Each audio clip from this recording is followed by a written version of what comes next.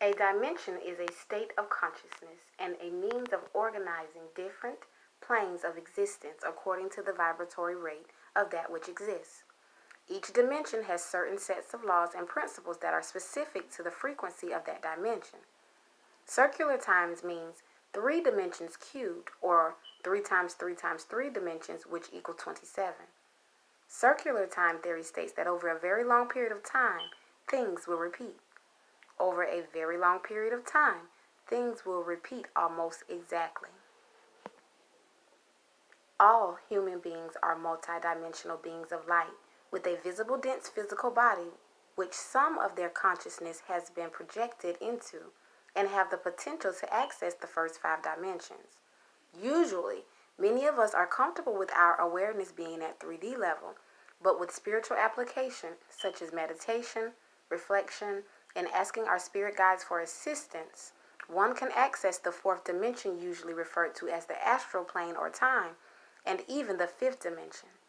Indigos and crystals can access the 4th, 5th, 6th, and 7th dimensions, and some crystals can access the higher dimensions. Human beings have 3D consciousness, but some can access the 4th dimension and higher levels of consciousness. 3D consciousness means seeing the world from the perspective of 3 spatial dimensions. Evolved human beings, or star people, whose origin are from a star or star system within or outside our galaxy, and human beings whom have applied themselves to spiritual studies can gain awareness of the 4 and 5D worlds, or perspectives. If one had 4D consciousness all the time, then you would be able to view 3D objects from all sides, front, back, top, and bottom, simultaneously. Globally, all of Earth and its inhabitants is moving toward a shift into the 5th dimension, which is transcendence over space and time. Take refuge in Mother Earth. Spend time in nature. Feel her healing energy. Allow her to nurture and heal your body, mind, and spirit. Breathe her air. Feel her beneath your feet, supporting you. Feel the deep pounding of her heart. Your concerns soon dissolve and you gain a clearer perspective on your life. Let your heart and mind be filled with the unconditional love that surrounds you. Let it flow to every part of you that is in need of healing as you are nourished by her wise and loving heart. The first kingdom is the mineral kingdom.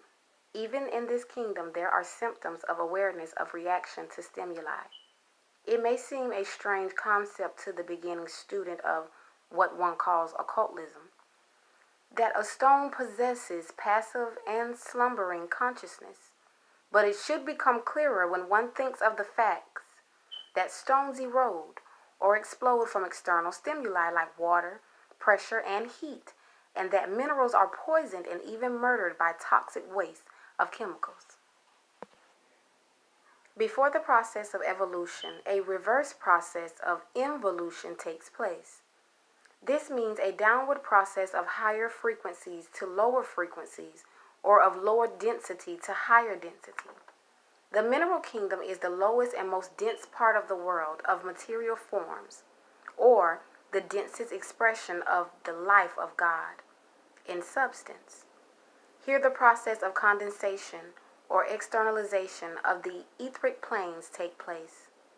Minerals are a precipitation of etheric substance. The secret of this kingdom is transmutation.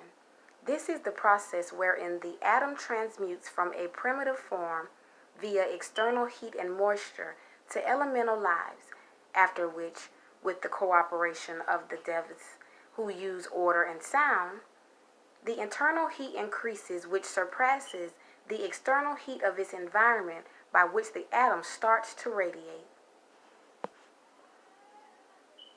This breaks its spheroidal wall, which prompts the electrons, or negative units, to seek a new center.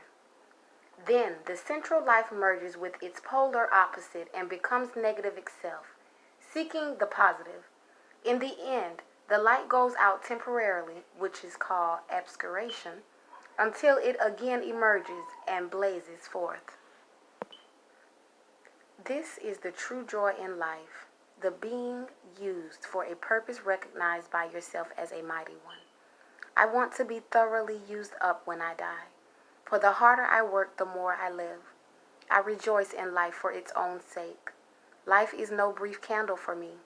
It is a sort of splendid torch, which I have got hold of for the moment, and I want to make it burn as brightly as possible before handing it on to future generations.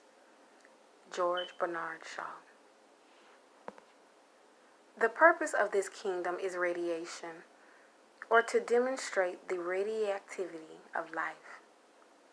The extremes of this kingdom are its static, inert nature on one side and its quality of radioactivity or of brilliant radiation on the other. By radiance, the minerals liberate themselves from their fixed passive forms, which is a process of initiation. All of us have a set of values that are as individuals as our fingerprints. Sometimes we aren't sure what they might be as, or sometimes we aren't sure what they might be if as, but unconsciously we know. How do we know? Because if our values are not being met or lived, we rebel. We get angry, sad, depressed, irritable, or stuck, or we take the chaotic choice in our decision making, and commonly our relationships and life are not harmonious. Choose to nourish your mind, body, and spirit. Feed your values. When you are jealous or envious, it is a sign of what you are actually hungering for. Pay attention to your health. The affirmation for the nourishment of this message, your mind, body, and soul, is I choose to nourish myself. Love and light, my beautiful souls. Namaste.